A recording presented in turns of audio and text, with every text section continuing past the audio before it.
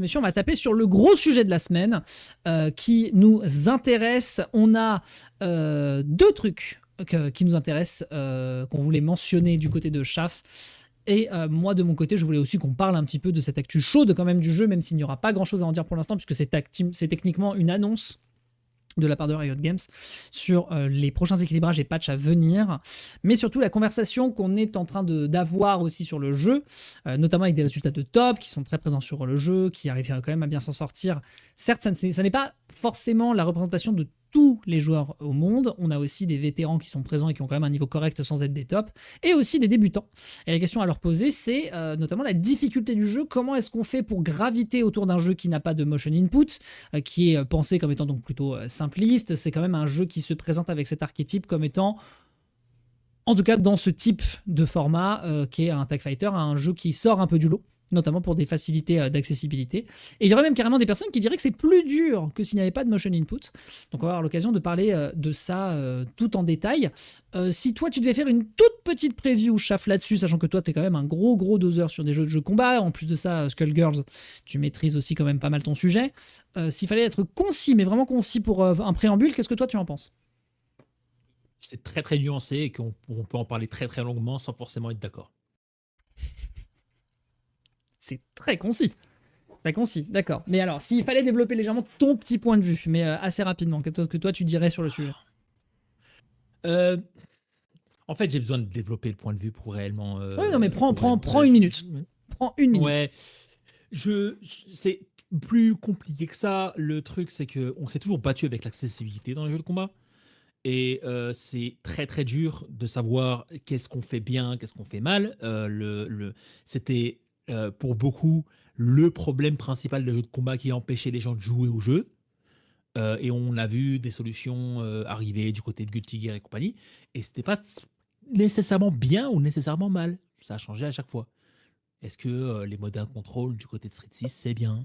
Est-ce que ne pas mettre de motion input du côté de DXKO, sachant que en face, la concurrence qui est Marvel Token va en mettre, est-ce que c'est bien? Est-ce que c'est pas bien? C'est plein de choses à dire et honnêtement, ça mérite d'être développé. On va étudier le sujet en profondeur, on va faire ça pendant le temps qui nous est encore imparti. On va se concentrer en attendant, mesdames et messieurs, sur l'annonce qui a été faite pour la plus grande félicité, en tout cas de la plupart des joueurs. On a un patch d'équilibrage, mesdames et messieurs, qui nous attend prochainement. Je me dépêche de vous présenter ça. On a un patch d'équilibrage qui a donc été annoncé de la part de Riot Games, dont on va vous faire la lecture en détail. On commentera ça au fur et à mesure. Donc un petit article qui date d'il y a, sauf erreur de ma part, 2 jours. C'était il y a...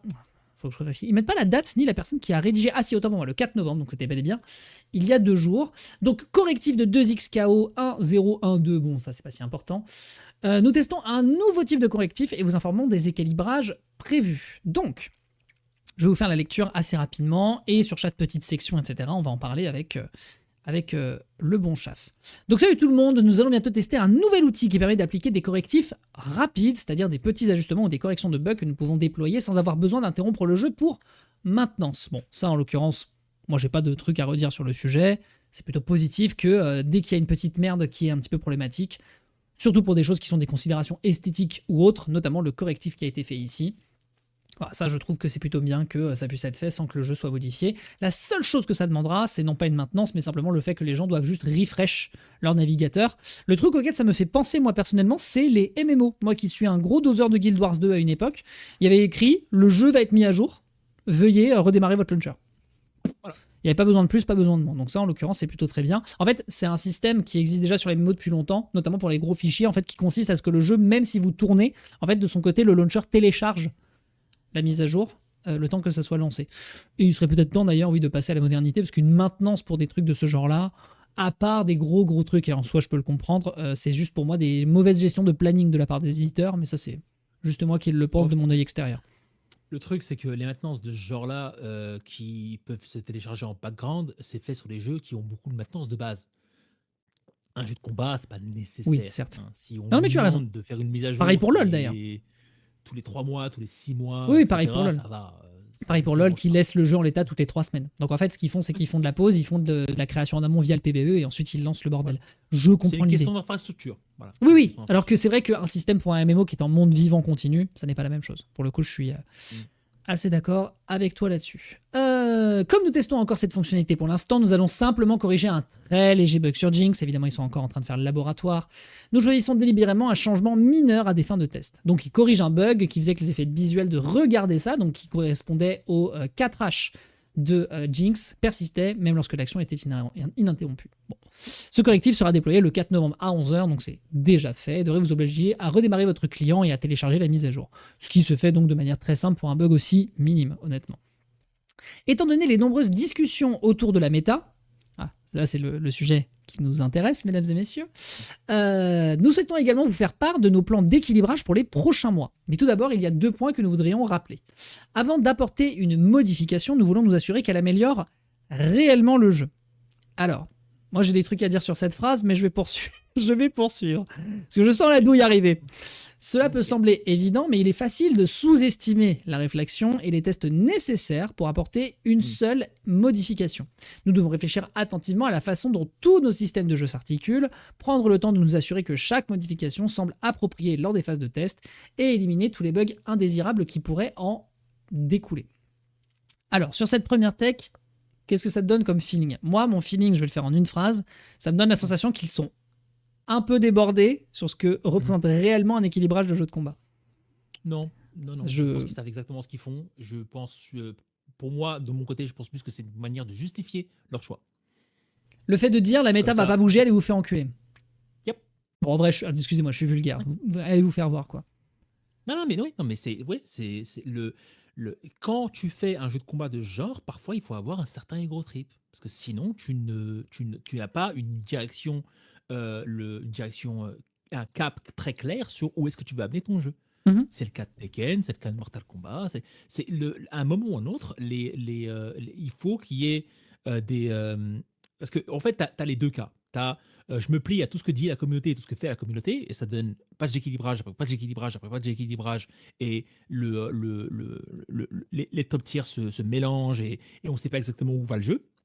Ou alors, non, en fait, c'est moi qui ai fait le jeu et je vous emmerde. Et c'est genre, vous jouez au jeu que je vous propose, vous le traitez de cette manière-là. Ok, je vais prendre les informations que vous avez dites, parce que je ne suis pas un idiot, mais de l'autre côté, je vais accorder les directions, accorder les changements en fonction de la direction que j'avais de base dès le départ sur le jeu.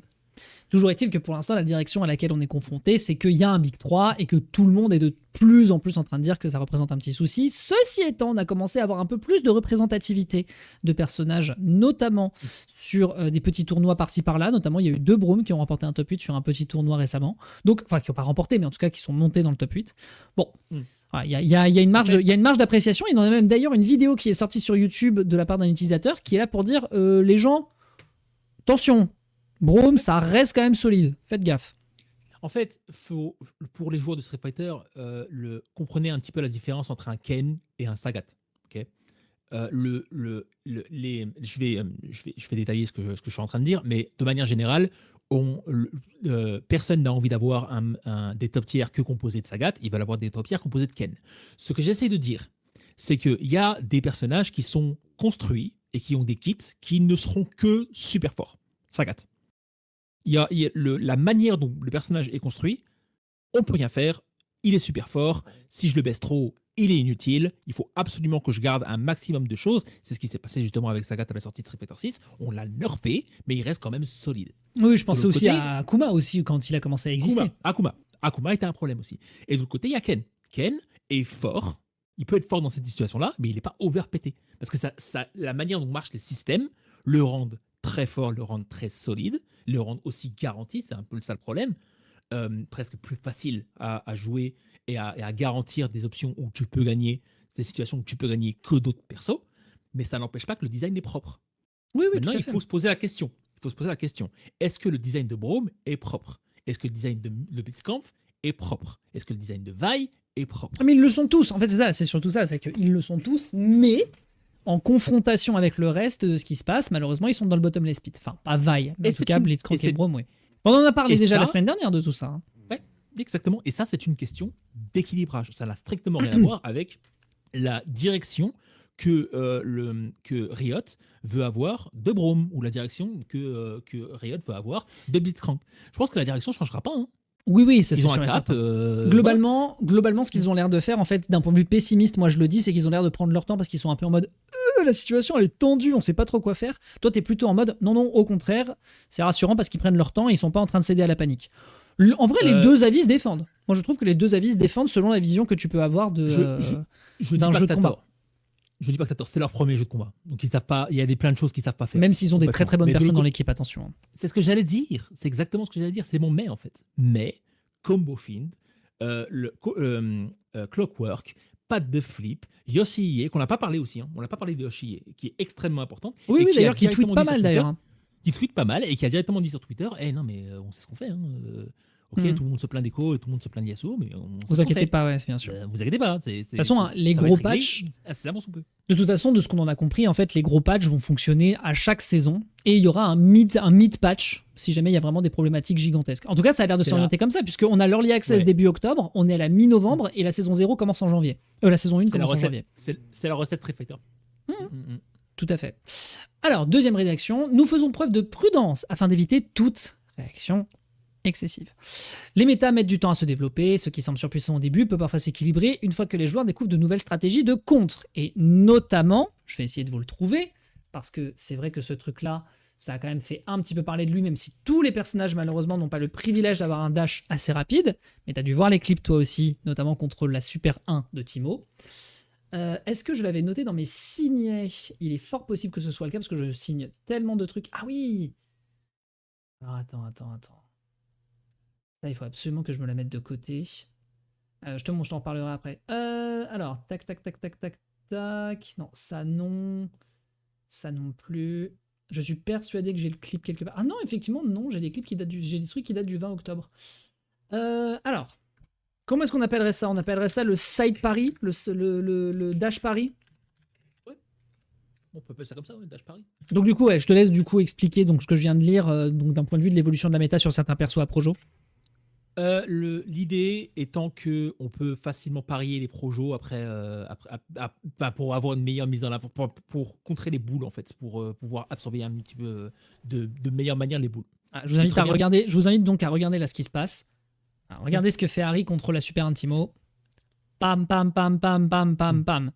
Et donc, on se dit c'est bizarre qu'elle slide, mais en fait, regardez précisément. Il y a un moment où on voit qu'elle est en train de dasher, c'est ici. Vous le voyez légèrement, en fait, elle clignote juste avant parce qu'elle fait un dash. Donc en gros, ça consiste à pari-dash. La fenêtre n'a pas l'air si tight que ça parce que de toute façon, les fléchettes sortent toutes à la même vitesse.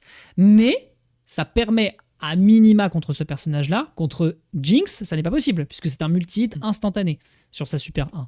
Mais ça permet de tout de suite aller attraper Timo qui, à la base, on le rappelle, est un zoneur qui a besoin d'espace pour respirer. Il y a peut-être une solution à prendre du côté de Skullgirls, hein, parce que Skullgirls, automatiquement, je suis désolé, hein, systématiquement je ramène Skullgirls, je suis désolé. Non, mais je t'en prie. Mais ce qui est bien en fait avec ce jeu, c'est que Big Bang a des paris et Big Bang avait des très gros problèmes contre les honneurs, évidemment. Que le cas n'est pas un zoneur lui-même, et même s'il a beaucoup d'armor, c'est très très dur d'avancer contre un Peacock ou une Robo Fortune, aka un Timo ou une Jinx. Et ben, ce qui se passe avec ce pari.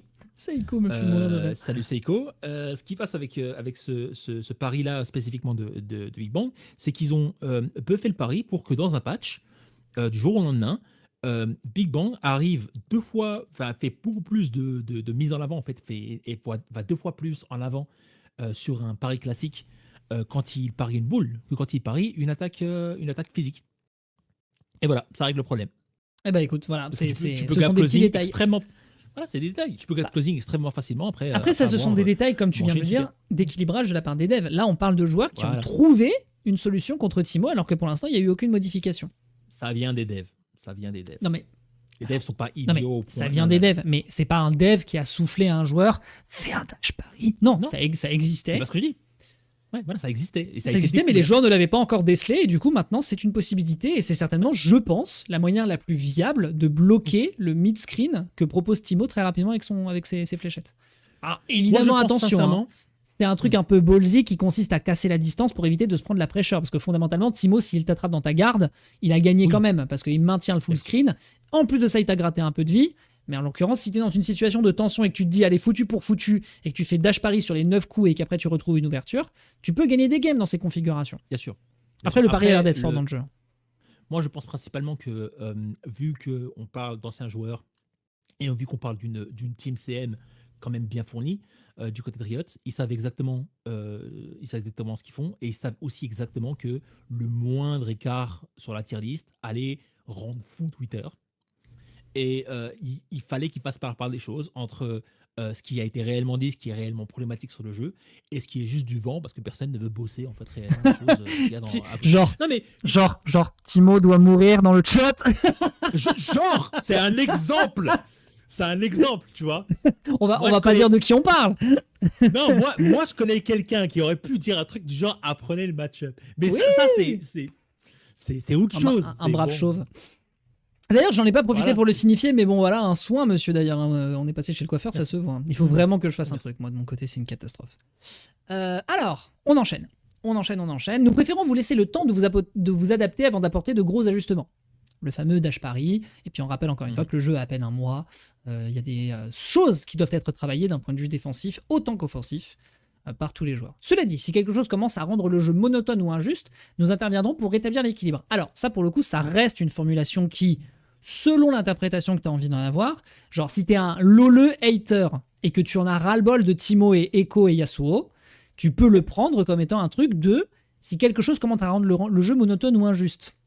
Je pense notamment au tweet de Chris J qui a dit qu'il n'y avait que 3 persos dans le jeu, par exemple.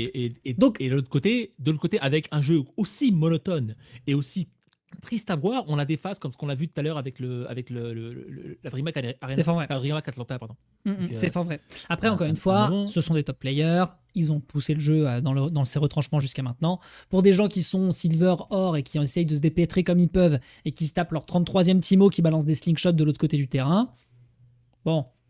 À un moment ou à un autre, il faut que tu aies. Enfin, moi, je considère que les jeux de combat, ça fait partie des genres compétitifs qui existent, qui demandent le plus à être humble.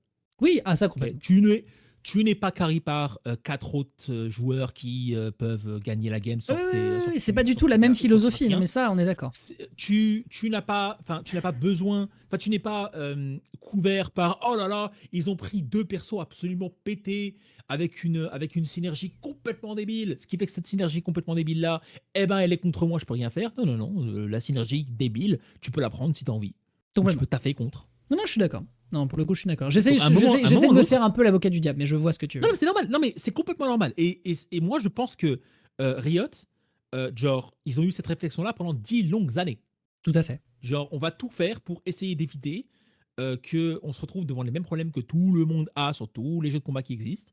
Et c'est le fameux souci du ouais, non, mais en fait, je ne fais que me plaindre et je ne joue pas le jeu. Oui, je suis d'accord.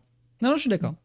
Écoute, toujours est-il que selon l'interprétation qu'on peut en avoir, je peux voir la frustration, mais on rappelle que c'est un jeu qui est censé être pensé pour du temps long, donc ça me paraît logique qu'on ait ce type de configuration. Je comprends aussi bien la frustration que je comprends Riot qui, basiquement à demi-mot, nous dit « Fermez vos bouches, on sait ce qu'on fait ». Ah là, Chaf qui a la moitié du sgeg de Rito dans la bouche, j'aurais jamais pensé dire ça un jour de mon existence. Oh, pourquoi plus peur. Non mais c'est bien, mais tu as raison, fondamentalement tu as raison. Mais en tant qu'utilisateur, j'essaie de me mettre à la place des gens. En fait, je défends pas Rito. Parce que oui, c'est vrai. De casser, non, tu parles de situation générale, non mais c'est vrai. Non, je parle surtout de la vie enfin, je vais pas dire le mot M, mais la vie un petit peu nulle des devs de jeux de combat, en fait. Non, mais je suis d'accord. Je dis ça parce que pour moi, alors de manière complètement biaisée, hein, d'accord, je considère que c'est un des genres les plus durs à faire, en fait. Et même les plus durs à maîtriser en tant que joueur aussi. Hein. C'est quand même des jeux qui sont préliminaires. Oui, non, mais je dis ça, il y a aussi des trucs comme StarCraft. On a la vie facile en tant que joueur, d'accord. On ne comprend pas quelque chose, on va sur YouTube, ok. Oui, c'est vrai. Moi, je parle d'un c'est une très bonne époque pour jouer aux jeux de combat, c'est vrai. Et ouais. Moi, je parle d'un dev qui doit faire de A à Z un jeu avec une conception qu'il a dans la tête Et la moindre chose qu'il fait mal, la conception, elle est foutue en l'air. Ouais, non, tu as raison, tu as raison. D'accord. Alors oui, ce personnage-là, il est fait pour être il est fait pour être très très nul au corps à corps, mais on va quand même lui donner une petite option qui. Ah ouais, mais cette petite option-là, en fait, il le rend super fort en mid-range. Donc t'as créé un personnage pété. Oui, je suis d'accord. Bon, Ça toujours arrive est-il tout le temps. Toujours est-il qu'il faut qu'on garde ce truc-là en tête. Je vois l'équilibre délicat qu'il y a entre on ne veut pas perdre les joueurs, parce que tu perds les joueurs. En fait, c'est ça aussi. Je pense qu'il y a aussi ce truc-là à prendre en considération, c'est que si tu décides de maintenir les choses en l'état et d'y aller sur un temps court, en early access, qui plus est donc le moment où tu es en train d'incuber le jeu auprès du grand public, il y a la possibilité que les gens te regardent et qu'ils fassent bah, c'est mon 60e slingshot en moins de 5 minutes, j'en ai ras le cul, je me tire. Donc, l'équilibre, il est un petit peu délicat. Donc, je pense que c'est pas je pense pas que ce soit du damage control, parce qu'en vrai, je suis un petit peu en train de leur mettre du beurre sur le dos, c'est pas totalement vrai. Mais c'est un équilibre délicat entre, en tant que marketeur, il faut qu'on garde les gens, et en tant que dev, on veut quand même faire un truc de qualité. Ils ont de la chance pour l'instant qu'on soit en situation d'early access, parce que c'est encore une petite niche qui est présente. Et justement, ils sont en train de peaufiner les détails jusqu'à la release, qui se fera donc très certainement en janvier, puisque c'est la saison 1 du jeu. Alpha Lab, saison 0, saison 15, même combat. Okay, il y aura toujours des top tiers. Il y aura toujours Oui, des c'est top pas le tiers, sujet. Il y aura toujours des gens pour se plaindre des deux. Oui, non, mais évidemment. On ne peut rien faire contre. Non, mais tu as raison, tu as raison. Faut trier le vrai du faux. En fait, faut juste trier le complètement débile il faut que ça garde, il faut que ça reste pour dynamiser le jeu. Et de toute façon, on n'est pas encore capable de déterminer si la recette sera ou non efficace sur du long terme. Le jeu n'a, on rappelle, que 2 mois. C'est encore tôt. En tout cas, ils ont l'intention de vouloir cook avec minutie. Continuons un petit peu. En gros, si vous avez l'impression que nous ne réagissons pas immédiatement, ce n'est pas parce que nous souhaitons apporter des changements. C'est parce que nous souhaitons apporter des changements durables et non de simples solutions rapides qui créent de nouveaux problèmes. Passons maintenant à nos plans pour le prochain patch. Et là, voilà. Donc là, c'est ce qui nous intéresse. Bon, c'est un tout petit article de base. Notre prochain patch, le 1.03, sera déployé le 18 novembre, donc dans 12 jours, mesdames et messieurs, donc dans 2 semaines au moment de la rédaction de cet article, et nécessitera une courte période de maintenance. Ce patch sera axé sur l'équilibrage et la correction de bugs, avec moins d'ajustements de champions que lors du précédent. Donc c'est encore plus petit que ce qu'on a eu précédemment, où ils ont nerf Yasuo, équilibré Blitzcrank, etc., etc. Nos notes de patch du 17 septembre proposeront une explication détaillée, comme leur super visuel qu'ils avaient fait la dernière fois, mais vous pouvez vous attendre à des ajustements. Faites très attention à ce terme, on va en discuter juste après. Mais moi, j'ai un gros souci, entre guillemets, avec ce truc-là. Enfin, pas tant, mais enfin, bon. Des ajustements apportés à certains de nos champions les plus performants. Echo, Teemo, Yasuo. Moi, j'en connais certains qui jouent un personnage succube asiatique, qui sont actuellement en train de se branler à l'annonce de ce truc-là. Il y a une renarde à 9 queues qui est bien là. Bah là, actuellement, elle empoigne ses 9 queues et elle kiffe. Mais c'est bon. On rappelle que c'est un peu brocode ici, je suis désolé. Des buffs pour Blitzcrank. Elle est dans ma team, donc moi je m'en fiche. Ah, mais toi, tu t'en bats les steaks. Toi, je pense que t'as lu l'article, tu t'es caché derrière une colonnade, t'as fait. C'est terrible. Des buffs pour Blitzcrank. Bon, ça, jusque-là, on est heureux. Moi, dans ma tête, c'est Werbrom, mais des buffs pour Blitzcrank. Quelques modifications du système central. Alors ça, pour le coup, je ne sais pas ce qu'ils veulent dire exactement. Est-ce qu'on est en train de te parler de la quality of life des utilisateurs sur les interfaces ou sur différents espaces du jeu? Je ne saurais dire. Divers correctifs de bugs et plantage et l'ajout des skins, Ilaoi résistante et Écho du désert à la boutique en rotation. Donc ça, après, c'est du cosmétique. On rappelle que si vous avez 20 balles à claquer et que vous kiffez vraiment votre personnage, ça se passera là-bas. Bon, moi, j'ai une toute petite interrogation sur le terme ajustement. Tiens, d'ailleurs, je tiens à préciser que je ne vous ai pas zoomé le texte. Maybe. Ouais. Je t'ai envoyé, envoyé un petit lien que je t'ai envoyé en privé avant. Ouais, ok, je vais checker ça. J'aimerais bien que tu cliques dessus et que tu le montres à nos spectateurs. Ah oui, ça, putain. Ça te dérange pas. Werbrom, c'est pour ça, parce que je viens de dire Werbrom. Werbrom. Alors, oui, c'est pour ça en fait. Attention les gens. Werbrom. C'est pas Werbrom. Non, pour le coup, c'est pas Werbrom. Pour le coup, c'est pas si mal qu'il y ait des ajustements sur Blitzcrank. Voilà, c'est parce que t'as dit Werbrom que je me suis dit. Il n'y a pas que Brom comme problème. Non, mais attendez, les gens. Ouais. Oh là là. Oh là là. Les petits ajustements vont être apportés à Blitzcrank. Oh là. Des petits ajustements, des trucs minuscules, hein, du genre, ça serait quand même bien qu'il ait une hitbox active quand il balance un coup. Je dis ça, hein. Tu C'est une vois, je dis ça, je dis rien. folie. Moi, je pense que c'est une bonne preuve que le game design est important dans un jeu de combat. Voilà, c'est tout ce que je tiens à dire. C'est une folie. Regardez, contemplez cette image et faites une réflexion sur le sujet. C'est une folie Aussi, non mais, d'avoir sorti ça. il y a Seiko qui trouve n'importe quel prétexte pour dire fuck Timo. Il n'y a aucun souci, hein. Ah, mais là, Il n'y a aucun problème. Le oui. problème n'est pas Timo. Le problème, c'est le fait que ça n'a pas d'hitbox. Il y aurait Yasuo à la face, ce serait le même problème. Ah non, c'est terrible. Après, la grande question, c'est est-ce que ça ne fait ça que sur Justement, Timo? Est-ce que ça ne fait ça que sur Timo ou est-ce que ça fait ça pour tous les personnages? Je ne joue pas le perso, donc j'ai pas testé. Ah, je sais pas. Non, par contre, ouais, que son. Ah putain, le fait que son launcher. Non, mais les gens. Allô? S'il vous plaît. Surtout, moi, ce qui me choque le plus, c'est la distance à laquelle Timo est de Blitzcrank. Il est collé à lui. Ah oui, totalement. D'où ça touche pas. Il est Non, collé à lui. Riot Code's worst hitboxes ever ask to leave FGC. Bon, ça évidemment, c'est un rageux qui a écrit ça comme ça. Mais voilà. D'où tu fais, bienvenue sur Reddit. Mais d'où tu fais un personnage à la Blitzcrank, donc un shopper, hein, basiquement, avec des hitbox disjoint. Et puis même, regardez ça. Ça, c'est la hitbox du launcher de Blitzcrank. Voilà. Toute la main n'est pas couverte. Donc quand il frappe avec son avant-bras, en fait. Après, est-ce que augmenter de beaucoup le launcher le rendrait pas complètement broken? Non, le problème n'est pas le launcher. Le problème, c'est de créer des hitbox à la va-vite et de les lancer directement. Faut pas oublier, hein, Blitzcrank faisait partie des dernières personnes à être lancées avec Warwick. Pas au courant que le perso c'est l'avant-dernier. Warwick et Timo. L'avant-dernier. Il y a Warwick et Timo. Il y a Timo, Warwick, et juste avant, il y a Blitzcrank, parce que Blitzcrank était annoncé en tant que le 9e personnage. Tout à fait d'accord. Voilà, mais il en a vrai, dans une alpha lab avant qu'il se lancé. À un moment, quand tu as une animation de launcher où le bras va jusqu'en haut, tu mets une hitbox jusqu'en haut. C'est le minimum syndical qu'on te demande. Mais là, c'est vrai que c'est un peu scandaleux. Lex, ne regarde pas les hitbox de Gultiger. Oh putain. Tu me fais peur. Pas ça. Voilà. Hop là, on regarde aussi un petit peu rapidement. Bon, bah là aussi, pour le coup, c'est un poil scandaleux parce que pour le coup, ça ne touche pas précisément au niveau, mais là, ça touche quand même un petit peu l'interface de la hitbox active de Timo. Vous voyez que je regarde le détail, par exemple, de ce que signifie le bleu en haut et au-dessous. Mais bon. Et bonsoir à Ozora qui rejoint le chat. Ozora que j'ai croisé lorsque je faisais mes combo trials mardi.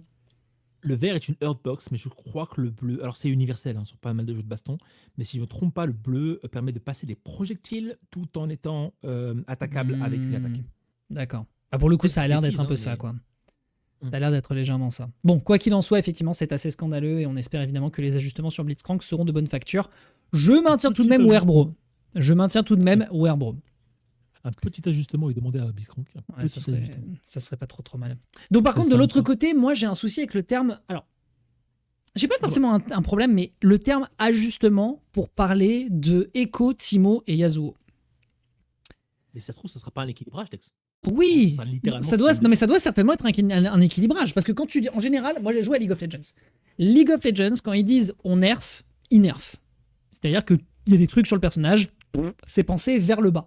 Quand ils disent on buff, c'est des trucs qui sont pensés vers le haut. Quand ils disent on ajuste, ils veulent dire on va enlever des choses et on va rajouter des choses. Est-ce que le top 3 du jeu a besoin qu'on les équilibre ou est-ce qu'ils ont besoin qu'on les descende? Je rappelle que Leffen a tweeté en voyant l'annonce de patch, et il a fait une vidéo sur YouTube où il a dit « Moi je suis beaucoup plus partisan de rendre tout le monde broken du cul. » Non, c'est une excellente idée. Voilà, après, chacun son truc. Mais en l'occurrence, lui, voilà, il se plaint plutôt de l'idée qu'on tire les personnages vers le bas plutôt qu'on essaye de mettre des gens vers le haut. Ou alors, quitte à ne rien faire. Quitte à ne rien faire sur les top tiers, mais de rendre meilleurs les personnages qui sont nuls. Non, je vais pas mettre les gens dans des cases. Je le fais déjà avec les joueurs de King of Fighters, mais pas oublier, le jeu de prédilection de Leffen, c'est Melee. Voilà, ça arrangerait tout le monde que tout le monde soit aussi pété que Fox en mêlée. C'est comme ça que le jeu marche. Il n'y a pas de souci là-dessus. Ce n'est pas comme ça que les autres jeux de combat marchent, parce que si tu buffes tout le monde jusqu'à les rendre pétés, ça crée des problèmes de polarisation des match-ups. Il faut toujours éviter ça. Pour ce qui est de ce qu'on appelle ajustement, pour moi, en fait, le souci principal des jeux de combat, c'est qu'une frame suffit à faire un buff et un nerf. C'est vrai. Seul. Il n'y a pas de différence entre ce qui est ajuste, ce qui est nerf, ce qui est buff. Il n'y en a pas. Dès qu'on fait quelque chose, automatiquement, ça va nuire au perso. Peut-être que c'est leur moyen, en fait, peut-être que c'est leur échelle de dire il y a un ajustement positif ou un ajustement négatif, et je ne précise pas ce que je fais ou ce que je ne fais pas. Il y a un buff et un nerf, et il y a un rework. Peut-être que c'est niveau 1, niveau 2, niveau 3. Peut-être que c'est ça dans leur tête. Je vois. Non, bah écoute, on verra de quoi il est question précisément. Je pars, moi, personnellement, du principe que les persos, en tout cas, le top 3 n'a pas besoin vraiment qu'on ajuste. Parce que- Ou alors peut-être que si, pour des raisons X ou Y, je ne sais pas. J'ai parlé de rework. Parce Mais que de c'est là, un de là à truc- dire qu'on veut donner des choses aux persos au prix d'autres, ça veut dire en Oui, fait qu'on est mais j'ai conscient. parlé- En fait, ça veut dire qu'on pense que les persos sont bien là où ils sont. Oui, je pense que c'est ça. Je pense que c'est ça.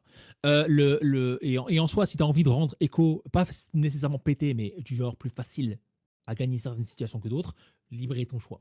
Complètement. Non, bien sûr. Mais de l'autre côté, Bien sûr. le mot que je tenais à dire, enfin, c'est une question de design. C'est la raison pour laquelle ils décident d'insister autant sur le fait de garder ce design-là, c'est qu'ils l'ont créé pendant 5-6 ans. C'est vrai.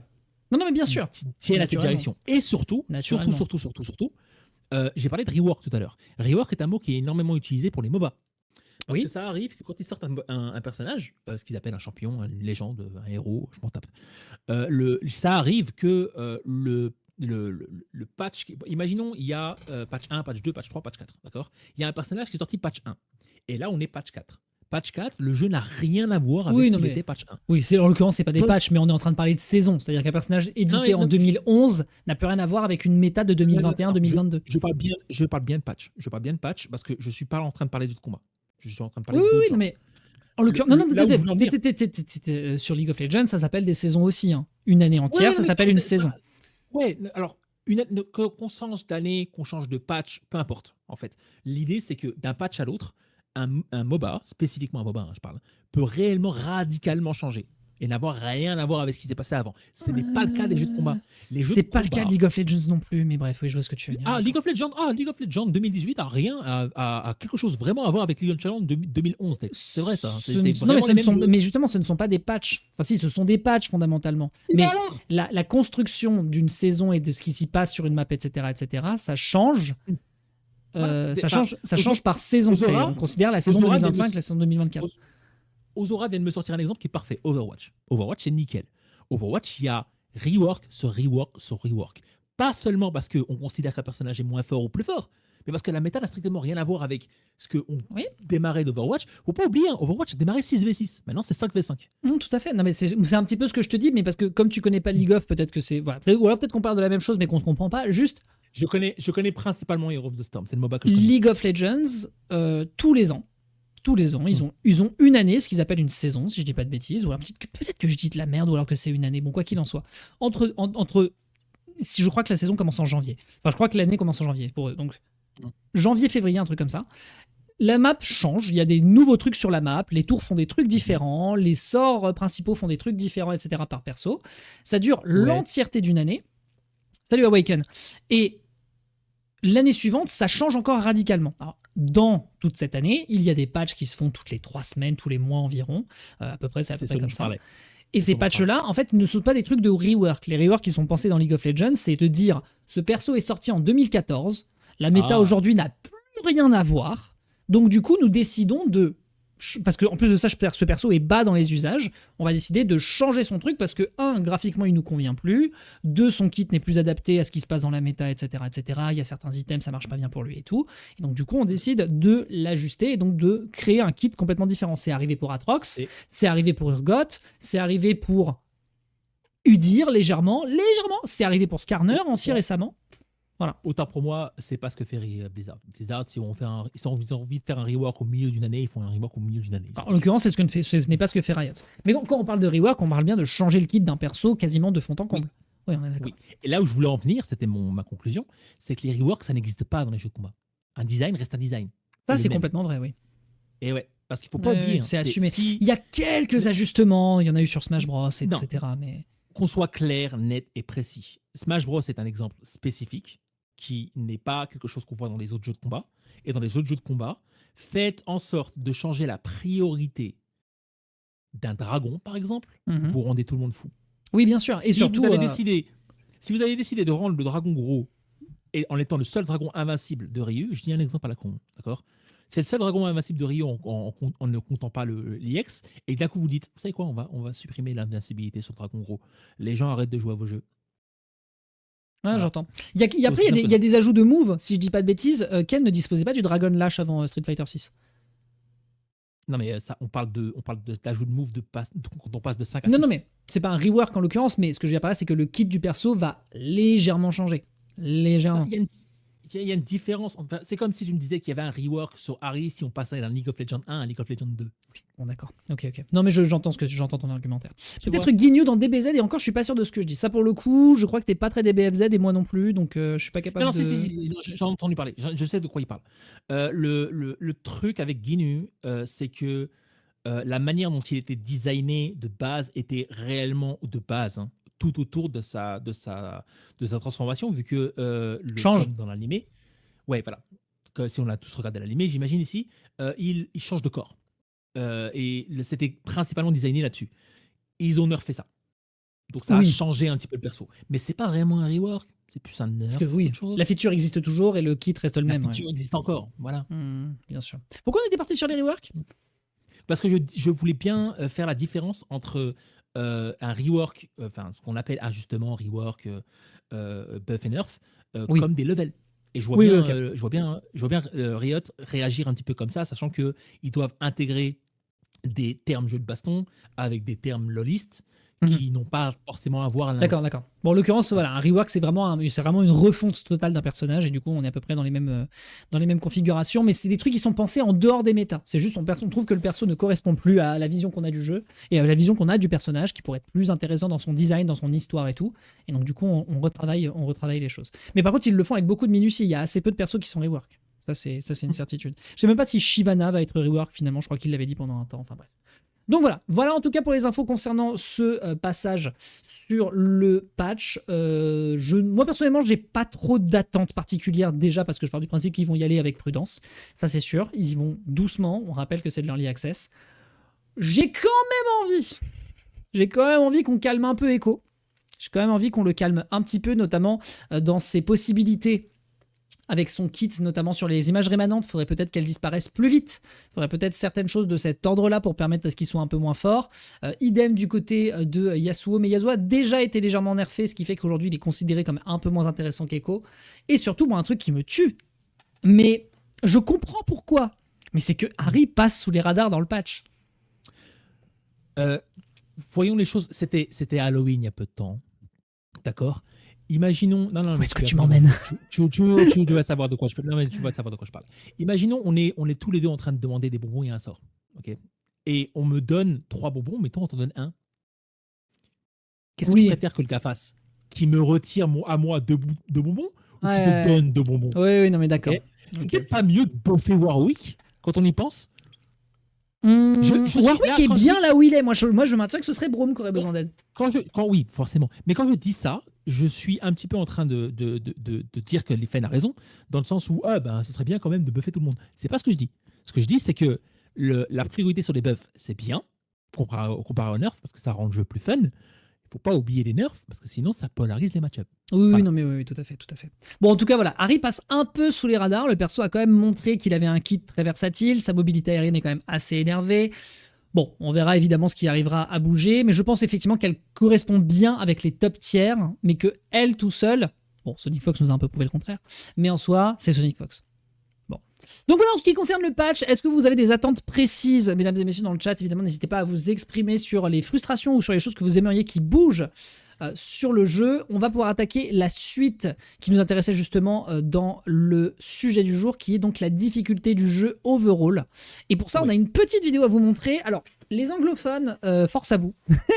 Voilà, les anglophones, force à vous. On va essayer d'être rapide, précis et concis, parce que mine de rien, l'heure tourne.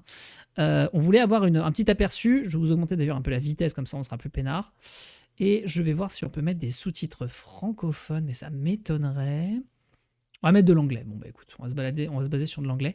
Où on avait du coup des interrogations, nous, autour de la difficulté du jeu, tout simplement parce que c'est un jeu qui est un peu à part. Il n'y a pas de motion input, et la plupart des jeux de ce format, qui sont en 2v2, enfin, pardon, en 1v1, entre FGC Tradi sont plutôt basés sur ce genre de choses. On a bien évidemment l'exception par exemple du mode moderne qui existait sur Street Fighter 6, qui existe toujours d'ailleurs, au prix de moins de dégâts.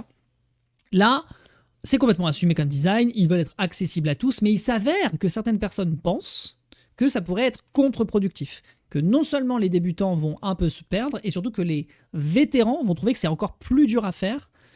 Et après, on va en discuter en détail avec Chef qui sait un peu plus de quoi on parle sur le sujet. Du coup, c'est une vidéo qui est faite par... Alors attention, pour moi, c'est un inconnu au bataillon. Il s'appelle Atomic Red. Il n'y a pas grand monde qui connaît le book parce qu'il n'a pas beaucoup d'abonnés. Mais par contre, il soulève une question, c'est est-ce que le jeu est vraiment dur ou pas? On regarde un petit peu ça. Je vais vous augmenter le son, puis on appuiera sur pause par moment. Allons-y. Ah, c'est mieux si j'appuie sur... 2XKO. Voilà. It has been out for quite some time and it's making some big moves. It's La vidéo date d'il y a 10 jours. 2v2 tag fighter is easy to pick up but has quite the skill ceiling. And with its current roster, each character is dynamic and unique with their playstyles and synergy. A lot of well-known fighting game players like Diaphone, Brian F, and many more have been giving it a go and they're enjoying the game. Now, I'm a Street Fighter player. Only a Street Fighter player. Come on. Ah, donc là, intéressant. Pour le coup, intéressant. Le mec ne joue que à des jeux de motion input, en l'occurrence. I haven't played many tag fighters since Dragon Ball FighterZ and kind of slowed down with my playstyle. Is learning this game going to be difficult with my team of Warwick and Blitzcrank? Well, tune in to see how the start of the journey goes in this video. And as always, be sure to like, comment, and subscribe. Alors j'ai besoin de vérifier si c'est que du gameplay pendant 10 minutes. Ça ressemble à du gameplay pendant 10 minutes. Bon, ça va pas être si intéressant que ça. Ouais, ce qu'il dit est plus important que ce qu'il montre. Alors ça pour le coup c'est intéressant du coup parce que ça c'est un point de vue qui vient de quelqu'un. Attends, je vais regarder un petit peu, on va regarder un petit peu s'il en parle ou pas. C'est là où on se dit que des fois découvrir les vidéos c'est pas si intéressant si on les prend pas en backstage. So that one Warwick combo you're doing after forward special 2 grab, you can probably do US2 into Blitz or T. Hold on a sec. Warwick. Ah oui, il joue mon skin. Eh, jusque là on n'est pas perdu. Oh, ça a de la gueule. Okay. I could come up with something. I can come up with something. Bon, visiblement la vidéo va pas être aussi nourrissante que ce que je pensais. Je vais essayer d'avancer un peu pour voir si ça avance. Le point était effectivement ramené. Oui, le point demeure ok, mais j'aurais aimé qu'il en fasse une analyse pendant 10 minutes, mais finalement ça n'a pas l'air d'être tant le cas que ça, ce qui est plutôt dommage. Bon. On va le faire. Essayons de partir un petit peu par contre sur le tweet de James Chancellor Shen. Ça je vais couper, on n'a pas besoin, vous n'avez pas besoin de le voir. Donc, Tu peux ignorer James Shen, donc... son acronyme. Oui, James Shen. Donc James Shen, qui est James Shen? James Shen est à l'heure actuelle un commentaire, d'accord? Il est bien plus connu comme étant commentaire de jeux de combat qu'autre chose, mais il ne faut pas oublier que ce gars-là a basiquement commencé les jeux de combat en 92. Donc, c'est un gros monsieur. Le gars, ce qu'on appelle OTG, c'est lui qui l'a inventé, de A à Z. Il a contribué énormément à ce qu'on appelle lexique moderne. Pareil pour le Fuzzy d'ailleurs. Par exemple, le gars, il était premier aussi à contester pas mal de termes, mais il continue quand même à le faire. Il était aussi le premier à contester le terme e-sport pendant très très longtemps. Ça n'a pas changé grand-chose, hein, mais quand même. Et il a toujours apporté des débats intéressants, il a toujours mis en avant pas mal de choses, parce que le gars a, en tant que joueur de Street Fighter, une prise de recul qu'on voit rarement chez ce joueur-là. Parce que ce type-là, il va jouer à Soul Calibur, alors qu'il n'a jamais touché à Soul Calibur de sa vie. Il va tâter un petit peu de Tekken, il va tâter un peu de Virtua Fighter en ce moment. Non, c'est vrai, c'est vrai. Mais il ne faut pas oublier aussi que oui, tu as une vision générale sur des jeux de combat quand tu joues à plusieurs jeux de combat. Ça, pour le coup, c'est tout à fait vrai. Mais quand tu joues dès le départ à plusieurs jeux de combat, oui, quand tu ne joues qu'à Street et quand tu ne joues que à des jeux de ce genre, généralement, tu t'en fiches de ce qu'il y a derrière. Oui, sachant que les deux positions sont valides. Tu as le droit de ne jouer qu'à Street Fighter. Mine de rien, malgré le fait qu'il n'y ait pas de motion input, le jeu n'est pas si simple. Tout à fait, et justement, c'est ce qu'on va vouloir développer. Donc, je vous lis rapidement ce que dit James Shen. Donc je déteste la conversation autour de l'exécution dans les jeux de combat au sujet des motion input. Il y a beaucoup de nuances à propos de ce sujet. Les motion input, ne sont pas difficiles juste pour le principe d'être difficiles. Il y a bien plus de profondeur et de balance dans la façon de faire des moves et dans leur motion input que les personnes veulent leur donner de crédit. Donc de profondeur, pas de difficulté. C'est assez différent. Donc quelqu'un lui demande qu'est-ce que tu veux dire exactement par là. Et là, il va répondre. Ça revient au même. Oui, c'est vrai. Ça revient au même dans ce qu'il dit. Beaucoup de gens parlent des motion inputs dans des termes absolus. Tiens, d'ailleurs, on a une traduction sur cette version. De manière absolue, comme si elle servait uniquement à augmenter la difficulté. Or, de nombreux choix subtils d'équilibrage et d'affrontement dépendent donc des motion inputs, pas les commandes gestuelles, dépendent, donc des choix Traduire ça d'équilibrage en commande d'affrontement gestuelle, mais personne ne le fait. dépendent des motion inputs. Donc ça, c'est intéressant. Ça veut dire qu'il y a des combos et des combinaisons de moves dont on va considérer une profondeur dans le gameplay, dans le fait que le joueur, dans le design tel qu'est pensé le jeu, doit faire cette exécution avec ses doigts ou avec sa main, s'il a un sticker ou que sais-je, etc. Et que c'est une forme de récompense, d'une certaine manière. On peut le voir de cette façon, pas totalement. Mais en tout cas, c'est pensé dans le design du jeu, le fait que ces combos, qui sont des gros combos qui vont aller chercher énormément de dégâts, soient, entre guillemets, considérés comme un reward parce que tu as une exécution qui est bonne. Le concept de récompense est très intéressant, Dex, parce qu'en même temps, tu as raison, en même temps, tu as tort. Je vais expliquer ce que Je termine du coup la lecture et ensuite on y vient. Je t'en prie, vas-y. Les personnages évoluent en fonction de ces commandes. J'avance sur le suivant. Les gens parlent. On parle souvent des jets, donc des inputs, des motions, comme s'il suffisait d'appuyer sur un seul bouton pour que tout reste exactement pareil. Du coup, la plupart des débats ignorent les conséquences et les implications. Ce genre de décision exige beaucoup de réflexion et de discernement. Donc voilà, donc ça c'est ce que nous dit James Chen à ce sujet. Et en soi, c'est ce que tu mentionnais déjà tout à l'heure quand tu parlais de Twixco et de la direction qu'ils ont décidé de prendre. C'est une direction qui est designée et assumée de la part de Riot Games. Oui. Là, je ne sais pas si les gens arrivent à voir de quoi ils parlent quand ils parlent de faire un dragon, par exemple, dans un shuriken, c'est bien plus que juste rendre le mouvement difficile à jouer. Est-ce que tout le monde sait de quoi il parle est-ce que tout le monde est dans la même gamme? Je dois expliquer. Je pars du principe qu'on est des enfants de 4 ans. Ok. Quand on fait un dragon, déjà, alors il y a. Je vais prendre un exemple tout simple. Le dragon, c'est le meilleur exemple. Ken a 2 moves pour empêcher. Ryu, pareil d'ailleurs. Les Shoto ont 2 moves pour empêcher quelqu'un de sauter n'importe comment dans sa tronche. Ils ont le bas gros point et ils ont le dragon, le petit dragon, moyen dragon, peu importe. Généralement, on va faire le petit dragon quand on veut le sortir vite. Un petit dragon, ça sort en 2 frames. Un bas gros point, ça sort en 7 frames. Donc, à quoi ça sert de faire un bas gros point? On parle de 5 frames de différence. Eh bien, quand on va faire le motion input, ça prend plus que 3 ou 4 frames. Donc ça serait sensiblement la même chose, mais pas pour les mêmes outils. Voilà, et c'est pour ça qu'on donne bien plus d'avantages et aussi bien plus d'inconvénients d'ailleurs à sortir un dragon et à le rendre plus puissant, parce que c'est quelque chose qui va rééquilibrer le jeu dans son fondamental. Les motion inputs sont pensés dès le départ dans le jeu comme quelque chose qui équilibre le jeu. C'est pour ça que je parle aussi un peu de récompense, fondamentalement. C'est ce que j'allais dire. C'est exactement ce que j'allais dire. Quand tu parles de récompense, tu as raison. Dans le sens où, en 92, c'était le cas. Les motion inputs étaient designés pour être durs à découvrir.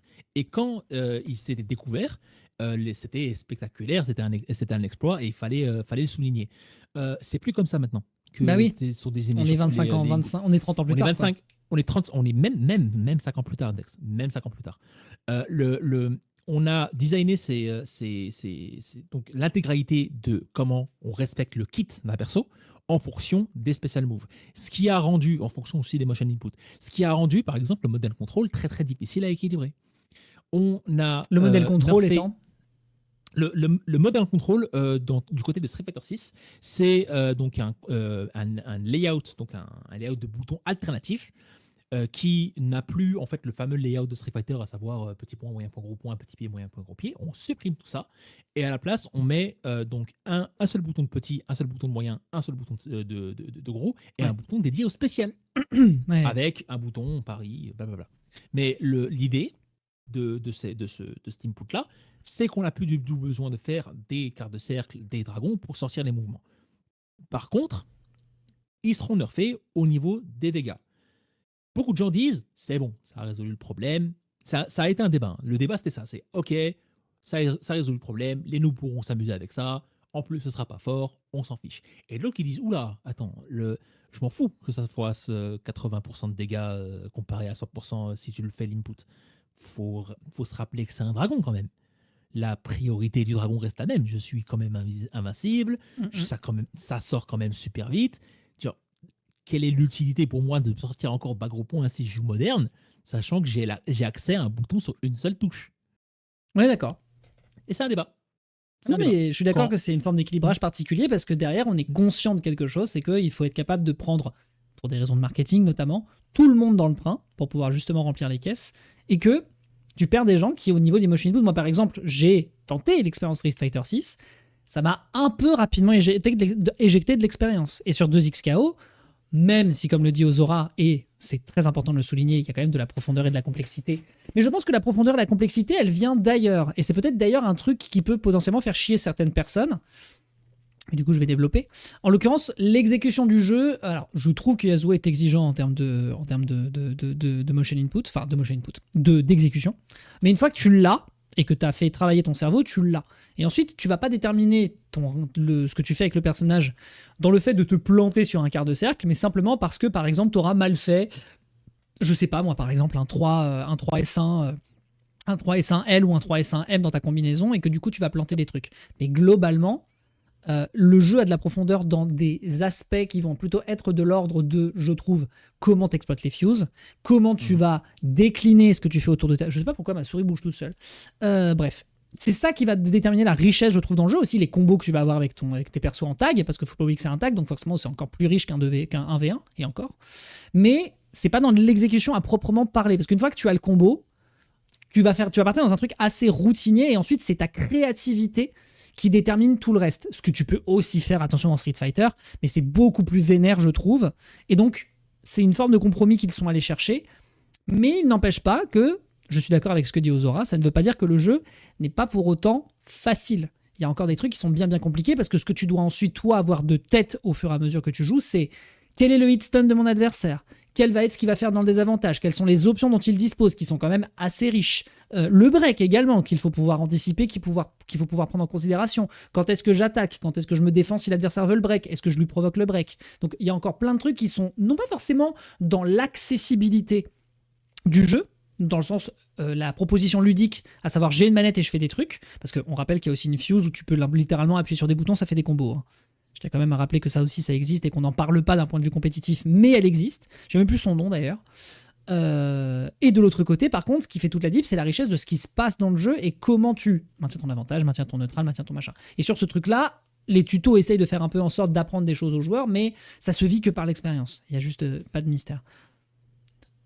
En fait, ce que tu dis est extrêmement intéressant parce que là où je voulais rebondir, c'était sur la manière en fait pas seulement juste d'équilibrer un personnage, mais d'équilibrer l'intégralité de ses moves. Les combos le plus important, enfin là, regarde, je vais prendre du recul. Un nouveau joueur arrive, il a jamais joué au jeu de combat et il se dit j'ai regardé plein de trucs, j'ai regardé les VOD, c'était super cool, j'ai envie d'apprendre, donc c'est pour ça que j'apprends à faire des combos. Ouais. Et on leur dit non. Surtout que oui, faut pas commencer par les combos. Faut pas commencer par les combos. Non, ça on est d'accord, complètement. Parce que tu vas taffer pendant 2 heures au training mode, un super combo, un super. Et jamais tu ouvres la garde, donc jamais tu peux utiliser le combo. Bah oui, mais qu'est-ce qui se passe si moi je joue, si je joue Harry et que je passe mon temps à faire MH et tu ne l'approches pas dans ma garde. Non, tu peux dasher pour pouvoir mettre ton coup, mais tu le mettras pas parce que je ne te laisserai pas le mettre. Et puis surtout, le moment, et puis moi je le vis, déjà aussi, je le vivais aussi sur Smash et je le vis encore aujourd'hui sur 2XKO, j'arrive à percer la garde de l'adversaire, malheureusement mon cerveau ne s'est pas branché en mode « Ah, je convertis », et du coup je mets juste un stray hit et retourne dans le neutral. Je préfère à 150% le fait que tu saches comment ouvrir la garde et que tu fasses rien derrière. Tu ne sais pas comment ouvrir la garde. Sauf quand tu sais ouvrir la garde, tu mets 100%. Ouais, mais sauf que dans mon cas, tristement actuellement, quand je rentre, quand ça se touche un petit peu au niveau de la burst range et que j'arrive à toucher, c'est pas que j'ai réussi à ouvrir la garde. Techniquement, c'est le cas. Mais en fait, c'est juste que j'ai balancé un poke pour tester. Et en fait, je touche, mais mon cerveau ne fait pas. On balance le reste de la sauce. Ouvrir la garde. Oui, mais j'ai whiffé. Ça c'est. Il y a une bonne et mauvaise façon d'ouvrir la garde, Lex. Non mais ok, d'accord. Non, en tout cas, après c'est encore à moi qui doit taffer des trucs, etc. Ouais, c'est psychologique. Non, mais bien sûr. Changement de scène, s'il te plaît. Oui. c'est psychologique, faut voir ça comme ça en fait. C'est pas du tout une question de je ne sais pas maîtriser cette chose-là, je ne sais pas maîtriser cette chose-là. Ça va arriver avec le temps, Dex. Ah, mais, et naturellement, Comme moi, hein. mais naturellement, je suis Comme d'accord. moi. Je suis totalement Non, mais d'accord. moi, je parle à toi parce que tu es en face de moi, mais je Oui. suis pas en train de parler à toi du tout. Je suis en train de parler à l'intégralité des joueurs qui peuvent potentiellement nous regarder Oui, non, bien et sûr. qui sont intéressés par le jeu. Oui, vraiment, ne vous focalisez pas sur les combos. Vraiment, faites des combos simples au début S'il vous et plaît. en fait, au fur et à mesure, vous aurez des conversions plus ou moins chouettes en fonction de vos expériences, etc. etc. Ça, c'est sûr et certain. Je tue les gens en faisant LMH, launcher, LMH. Voilà. Rien d'autre. Force. Bon, après, tu veux mettre des spéciales après, espèce de chacal. Ça sert littéralement à ça. Oui. D'accord, ok. Alors, suite des événements, parce que là, du coup, on parle des motion input, mais là, on n'est plus vraiment axé sur ce truc-là. Tu m'as balancé également. Oh putain, il n'y a pas un mode sombre sur Reddit? Si. Ah, si, il y a un Attends, mot. faut absolument que je fasse ça. C'est Parce que moi aussi, je me le suis mangé aussi le flashbang. Hein, Ah ouais, là, j'ai un flashbang dans la gueule, c'est c'est gros terrifiant. flashbang, ouais, je me suis mangé. Profile, préférence, peut-être dans les préférences, j'imagine. Bah, préférence de quoi? T'as pas de compte? C'est vrai qu'il faudrait que je l'insère. Attends. Dark mode. Ah!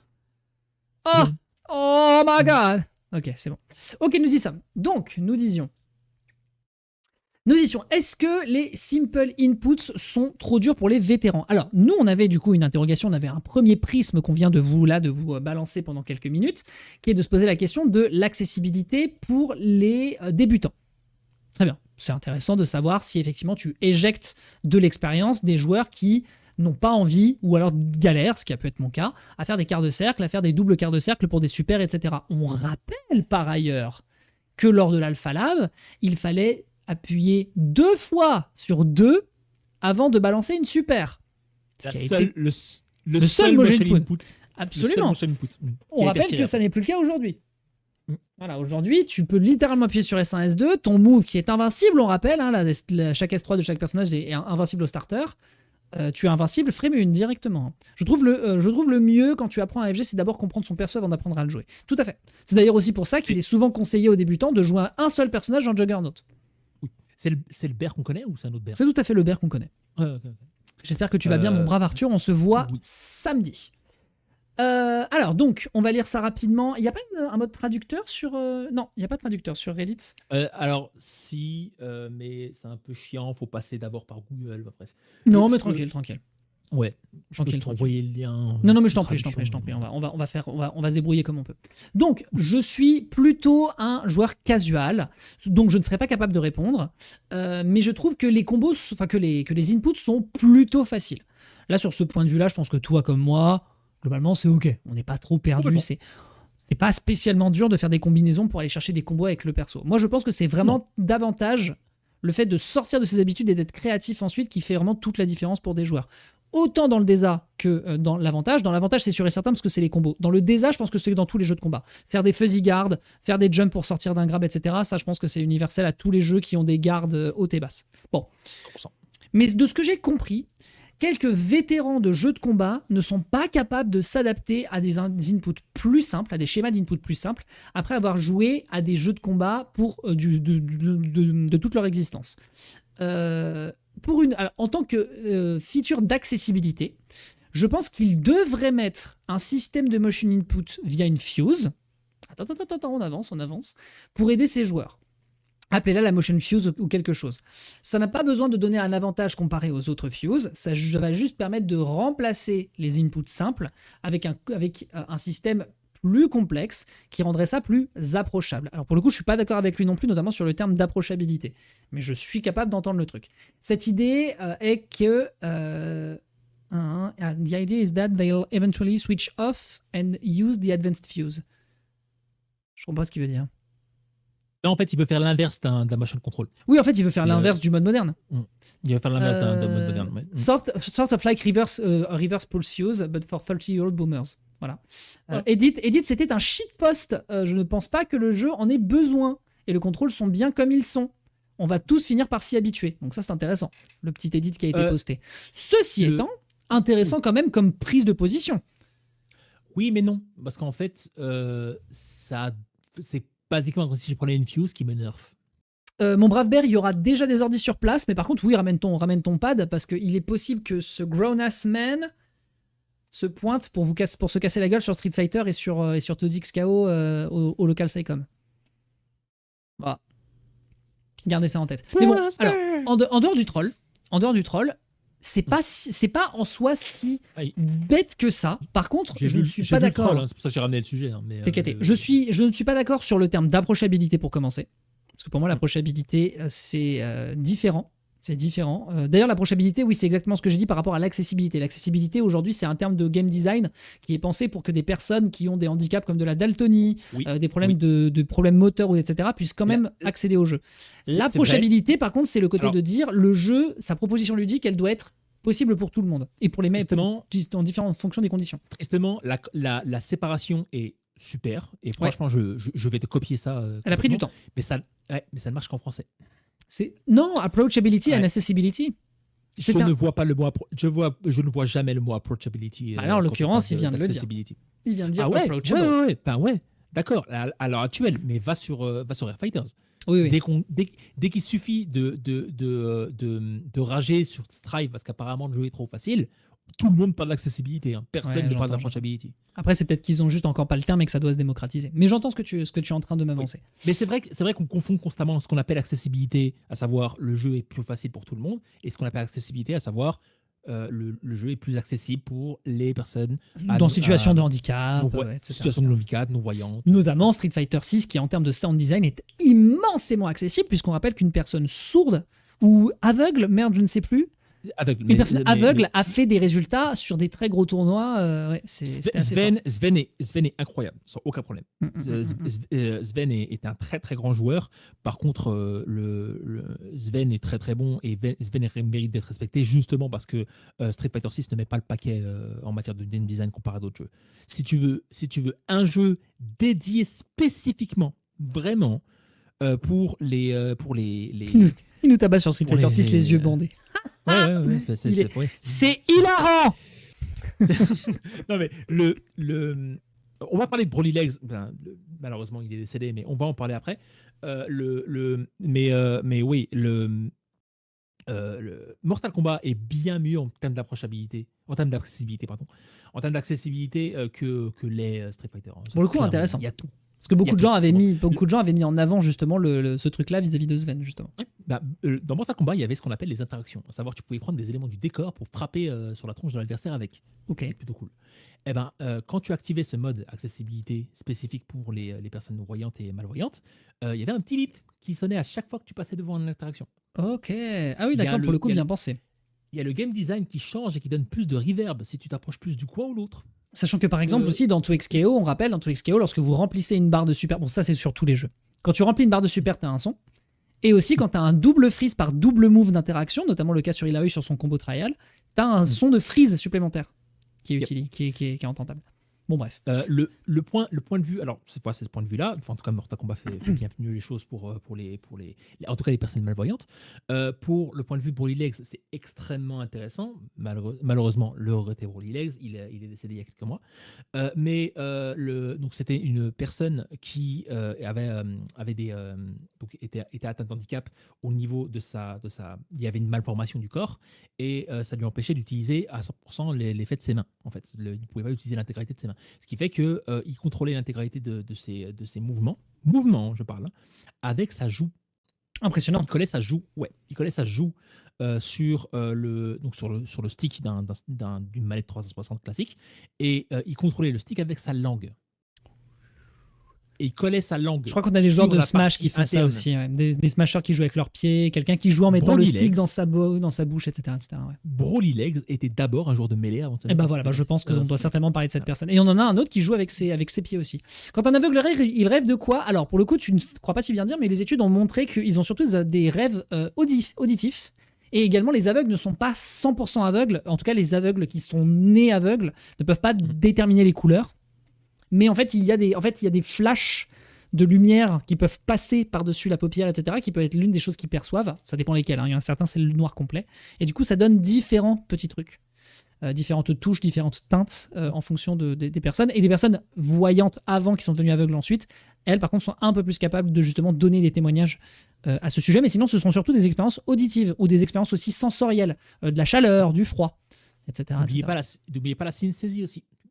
Oui, tout à fait. Aussi, le fait d'avoir des créations d'images mentales, mais ça, par contre, ça ne marche que pour les personnes voyantes auparavant. C'est pas la synesthésie, c'est pas exactement les créations d'images mentales. C'est plus le fait de voir le fait d'utiliser un sens avec un organe d'un autre sens. Ah oui, tout à fait. Oui, tout à fait. Voilà. Donc, en tout cas, pour revenir sur ce sujet précisément des simple inputs qui sont trop hard, alors, hormis le troll, je peux concevoir ce qu'il est en train de dire. Déjà, je ne pense pas que qui que ce soit se plaigne du fait qu'il n'y ait pas de motion inputs.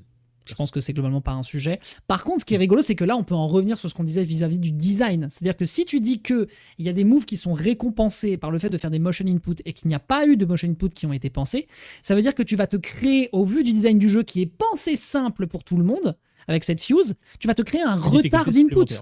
Tu vas juste te créer toi-même de la difficulté supplémentaire, non pas forcément parce que ou alors il faudrait imaginer un truc dans lequel tu te récompenses mon cul sur la commode. Sauf que le jeu est déjà tellement rapide, tellement nerveux, que je pense qu'en fait tu vas rater des fenêtres d'exécution par le simple fait que tu sois en train de faire un motion input. Il y a rien qui ne peut pas, enfin, qu'il y a rien qui peut équilibrer ça. Et je pense surtout que le hitstun n'est même pas pensé pour des motion inputs, là où dans Street Fighter, ça doit être pensé justement pour pouvoir faire ce genre d'exécution, je pense. Mais ce genre de truc, si tu ne nerfs pas les dégâts, tu fais comment, en fait? Mais ce genre de truc, tu es obligé de buffer quelque chose. Va buffer les dégâts dans un jeu qui a déjà énormément de dégâts de base avec les persos sans motion input. Donc va les buffer avec des motion inputs. Non, il n'y a rien qui marche. Non, ce serait vraiment un boomer privilège pour rien, quoi. Et en plus, je maintiens qu'il serait quand même frustré parce que le design du hitstun n'est même pas pensé pour laisser des écarts dans lesquels tu peux faire des motion inputs. Ça, j'en suis persuadé. Non, il faut toujours aller top-down. Tout à fait. Toujours aller top-down, jamais aller bottom-up. Mais du coup, en l'occurrence, ça veut dire que si on n'est pas besoin de parler des inputs, parce que là, on est en train d'arriver au bout des éléments dont on pouvait parler, si l'objectif, ce n'est pas de parler de la difficulté dans le sens l'exécution, parce que moi, je maintiens que l'exécution du jeu, elle est vraiment accessible. Vraiment, là, elle est approchable. Les gens, gardez vraiment ce truc-là en tête. Le jeu n'est pas dur en lui-même. C'est vraiment pas compliqué. Si jamais vous ratez un truc, c'est que vous n'avez pas été assez rapide. Moi, je m'en suis rendu compte hier en faisant les combos trials de Yasuo. C'est pas parce que j'étais naze et que j'arrivais pas à trouver les contrôles, c'est que j'étais pas assez rapide dans mon exé. Et du coup, ça passe assez vite. SO à Orcusa, qui est une asso qui crée des contrôleurs pour les handicapés physiques. Très très cool ça comme data, mon brave bear. Donc en l'occurrence, la difficulté, elle vient davantage de la compréhension et la prise en considération de toute la richesse que le jeu offre. Enfin, je veux dire, il faut quand même se rendre compte. Les personnages sont tous différents en fonction de la fuse que vous leur donnez. Les duos vont aussi ne pas synergiser en fonction de ce que vous allez leur donner dans les pattes. Moi, par exemple, j'ai pas encore testé Ilaoi et Warwick en freestyle. Je pense surtout que l'assist et le double down étaient intéressants, et finalement, c'est plus le double assist parce que le double down synergise assez mal. Donc, globalement, moi, ce qui m'intéresse, c'est de voir si j'ai suffisamment pris en compte tous les éléments dont je dispose avec mes persos pour ensuite les convertir et en faire quelque chose où ma créativité, mon imagination dans des timings précis, si l'adversaire est en désa, si je suis en train de lui faire un combo et si j'ai envie de mixer parce que le mec se dit « Ah bah je vais être dans le coin alors qu'en fait non, je peux le repousser ailleurs ». Par exemple, c'est ce que font The Kill Sage, Chris G et aussi Sonic Fox avec leur Harry. Ils ne font pas forcément le combo qui permet d'aller chercher l'option select avec le limit strike avec le S2. Non, ils vont faire une S1, ça va rajouter des dégâts et du combo, et ça va pousser l'adversaire dans l'autre sens, où Harry sera elf cette fois-ci dans le corner, et ça change les paradigmes et ça change les habitudes. Je pense que c'est surtout ça, personnellement, peut-être que je dis de la merde et tu vas peut-être me contredire, mais je trouve que ce sont les éléments qui déterminent la difficulté du jeu, mais elle ne se fait absolument pas dans le fait d'avoir le jeu dans les mains. Je trouve le jeu vachement approchable, vachement accessible, on s'amuse bien dessus et c'est assez facile de s'amuser dessus. Par contre, la frustration, elle vient davantage du fait de développer ses connaissances autour du jeu. C'est pas une histoire de difficulté, ni pour les vétérans, ni pour les néophytes. Même si le jeu est plus difficile pour un néophyte, ça me paraît totalement logique parce que quelqu'un qui joue à des jeux de combat depuis des centaines de milliers d'heures, évidemment, c'est beaucoup plus simple pour lui. Mais overall, je pense que c'est davantage une histoire juste de accepter de dive dans le jeu, vraiment de plonger dedans et de le kiffer. Et ça se joue par le game design, ça se joue par les features qui vont être proposées par les développeurs pour faire en sorte que le jeu soit fun et tout, parce qu'évidemment, tu vas pas passer que ta vie à faire que des matchs, ou alors il faut aimer ça. Et surtout, c'est beaucoup plus rapide qu'une game de LoL où tu peux prendre beaucoup plus de profondeur pour développer au fur et à mesure et créer une stratégie. Là où par contre, c'est plus nerveux, ça attaque plus dans un truc qui en plus de ça est lié à du 1v1 et tu en parlais, c'est plus difficile à mettre en place qu'un jeu d'équipe où tu peux aller flame tes alliés. Aparté deux apportées, hein. La première, le Dekid Sage, Kriji, Sonic Fox, regarde le point commun. La deuxième, tu verras, ça sera marrant. La deuxième, c'est que ce qui fait rager réellement les joueurs vétérans de jeux de combat, c'est pas de dire que on peut rendre un jeu extrêmement simple et facile d'accessibilité, on peut le rendre dur en profondeur. Le problème, c'est pas ça. Le problème, c'est l'inverse. Le souci, c'est qu'on n'arrête pas de dire que les jeux de combat sont pas durs à jouer. Et il y a un narratif Je trouve ça assez faux quand même. Hein. Ça l'est. Et il y a un narratif qui est constamment dit, les jeux de combat sont trop durs pour les débutants. Street Fighter 6, il n'y a rien de dur, même en classique. Mhm. Donc les motion inputs, on peut les retirer à partir du moment où ça fait partie du game design. Il n'y a pas de souci. Il y a plein de jeux avec un game design très propre qui permet énormément de profondeur. La question qui est posée derrière, c'est est-ce que les motion inputs ne seraient pas quelque chose qui empêche les débutants de réellement profiter d'un jeu de combat? Et la réponse est non. Parce que tu peux avoir quelque chose d'extrêmement difficile sans motion input et quelque chose d'extrêmement facile avec motion input. Oui, c'est vrai. D'un côté, Non, c'est totalement vrai. XKO, de l'autre, Dragon Ball Fighters. Sans aucun souci. Complètement. Et le jeu demeure, moi je maintiens que le jeu, en fait c'est aussi, voilà, ça aussi dépend de quelle difficulté on parle. Pour moi, la difficulté en termes de gameplay, le jeu n'est pas dur en termes de gameplay, mais par contre en mastery, le fait de développer, de prendre des décisions et de développer son jeu en lui-même, là par contre le jeu il est grave énervé. Et je pense que c'est vraiment dans les détails. L'exemple typique, Sonic Fox Leffen DreamHack 2025, ça se joue à un slingshot. Ça se joue à un slingshot où Sonic Fox n'a plus la conscience de là où il est positionné et comment il peut retourner dans la garde pour maintenir cet avantage gigantesque qu'il avait, qui était un démarrage d'Happy Birthday. C'est quand même fou. Le mot dur ou le mot difficulté, c'est un mot galvaudé dans cette situation. C'est très très bizarre de parler de difficulté quand on parle d'accessibilité et c'est très très bizarre de parler de difficulté quand on parle de profondeur. Dans les deux cas, ça marche pas en fait. Pas vraiment. Non, je visualise. C'est le problème, c'est que facile, dur n'a strictement rien à voir avec le facile d'accessibilité, dur d'accessibilité, ou facile ou très peu profond et très profond en matière de complexité. Non, Ça n'a rien à voir là-dedans. Non, je suis d'accord. Bon, écoute, petit mot, voilà, mot de la fin. Moi, globalement, est-ce que le jeu est difficile? Je pense que oui, mais pas pour les raisons que les gens veulent penser en premier lieu. C'est-à-dire que un Timo qui te spamme des slingshots de l'autre bout de l'écran, c'est pas une situation difficile. À un moment, comme le dit Chaf régulièrement, apprenez le match-up. Il n'y a pas de mystère. C'est pire que ça, en fait. C'est pire que ça. C'est juste apprenez à jouer au jeu de combat. Apprenez à jouer au jeu de combat, exactement. C'est ça. C'est que, en fait, mais par contre, il faut accepter l'idée que tu as mentionnée à plusieurs reprises, c'est que ça peut être particulier pour quelqu'un qui n'y connaît rien. Et donc, le choix de design qui a été fait de la part de Riot, c'est de jouer sur la carte on le rend approchable, peut-être pas accessible, mais en tout cas approchable. Et ensuite, c'est tout simplement et là on revient peut-être sur des considérations marketing ou sur des considérations de hype et de dev, c'est de dire, est-ce que le jeu prend? Est-ce que les gens ont envie de revenir? Est-ce qu'on leur donne suffisamment de trucs au niveau du visage pour que ça les agite en termes de lumière et que ça les fait kiffer? Est-ce que ça donne envie de revenir? Est-ce que par exemple le Battle Pass est assez récompensant? Est-ce que c'est pas assez cher de s'y impliquer un petit peu? Est-ce que les personnages sont stylés? Est-ce que les personnages qui vont sortir vont être cool? Etc. etc. Et c'est ça qui détermine le fait qu'un jeu survive, c'est pas tant la difficulté, parce que les gens vont s'impliquer dedans, surtout dans un domaine e-sport niche qui est les jeux de combat, où c'est déjà des jeux qui sont compliqués d'accès. Ok. En matière de complexité d'accès, il y a un truc qui me gêne dans cette discussion, et ça m'a toujours gêné, c'est le biais qu'on a sur les jeux de combat en disant forcément si un jeu de combat est difficile, c'est qu'il doit être changé parce qu'il est mal designé. D'accord ? Quand je joue, non mais je suis un redditeur. Mais je trouve ça un peu galvaudé, mais ok. C'est débile. Quand je joue à Gran Turismo 7, ok, et que je n'ai jamais joué ou conduit une bagnole de ma vie, et que au bout du premier tour à Monza, j'atterris au mur, d'accord ? Je vais pas envoyer une lettre enflammée à Sony disant qu'ils ont mal designé leur jeu. C'est juste moi qui ne sais pas jouer. Bah oui. C'est tout. Mais il faut être capable d'y donner du temps. Il faut être capable de faire la différence. Il faut être capable de faire la différence entre quelque chose dont on ne sait pas jouer et qu'on ne sait pas comment apprécier cette nuance, et quelque chose qui est clairement mal designé. Tout à fait. Et être capable aussi d'y donner du temps. Et c'est aussi un autre truc que les marketeurs sont obligés de penser, c'est aujourd'hui les gens ils veulent des sessions de jeu courtes.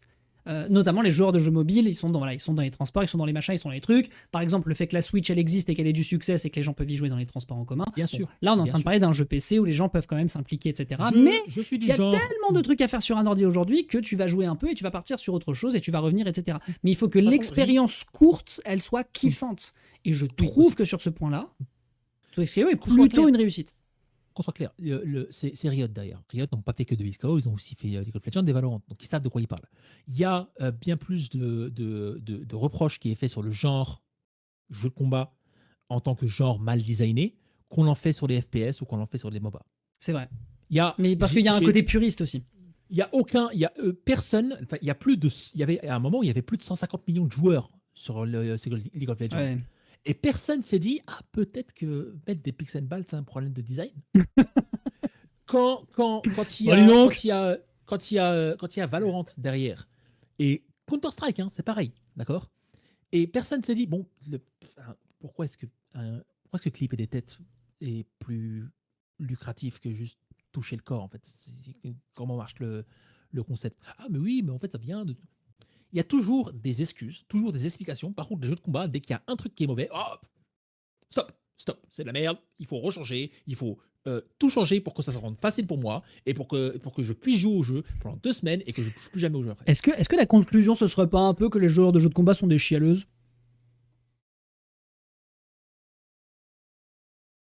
Oui. Et oui, apprenez à jouer aux jeux de combat, les gens, et je suis aussi concerné dans ce truc-là. On continue de taffer avec Maïla Oeil. On est concerné, on est avec nuls, mon Warwick. Ah mais bien sûr. On parle pas en tant que expert super machin. Je suis nul, ok. Je suis Monsieur 0 heure sans aucun problème. Moins de ouin, plus de gros points. Et voilà. Voilà. C'est tout, et ça ira pas plus loin que ça. Bon, bah, je pense qu'on a fait à peu près le tour sur cet axe de difficulté. Après, voilà, évidemment, on pourrait aller un peu plus en profondeur sur est-ce que c'est plus difficile par rapport au genre de jeu de combat ou en général, etc. Voilà, on a à peu près étayé l'ensemble et on pourrait en discuter effectivement pendant des heures parce que ça va aussi dépendre de plein de sensibilités. Hein. Y a des gens de Smash Bros qui aiment pas les jeux de combat tradis, tout comme d'autres, pour essayer de dire on est tous nuls, mais évidemment, et surtout toi, Ber, surtout toi, grosse merde, va. Ah, mais les RD Punk, eux, ils sont nuls aussi, mais bien sûr, moi je les prends en BO5 quand ils veulent. F10. Ah, peut-être se calmer un peu. Voilà.